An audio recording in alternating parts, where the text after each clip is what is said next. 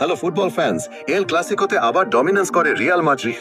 Santiago বার্নাবিউর ক্রাউডের সামনে Real 2-1-এ হারালো বার্সেলোনাকে। 22 মিনিটে কিলিয়ান এমবাপে একটা আনবিলিভেবল ফিনিশ দিয়ে রিয়ালকে লিডে নিয়ে যায়। 43 মিনিটে জুড বেলিংহামের ক্লাসি কন্ট্রোল আর কম্পোস্ট ফিনিশ রিয়ালের লিডকে ডাবল করে দেয়। বার্সেলোনার পক্ষে একমাত্র গোলটা এসেছে ফার্মিন লোপেজের পায়ে থেকে, কিন্তু পুরো ম্যাচে রিয়াল মাদ্রিদ টেম্পোটা মেনটেন করে গেছে।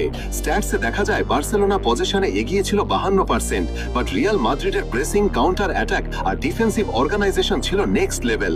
ভিনিসিয়াস আর এমবাপে দুজন মিলে বার্সেলোনা ডিফেন্সকে পুরো ব্রেক করে দিয়েছে। বার্সার কিপার শেজনি কিছু আনবিলিভেবল সেভ করলেও অফসাইড আর মিস চান্সেসের জন্য বার্সেলোনা পুরো হিউমিলিয়েশন থেকে বাঁচছে। অনেস্টলি স্কোর লাইনটা 5-1 হতে পারত।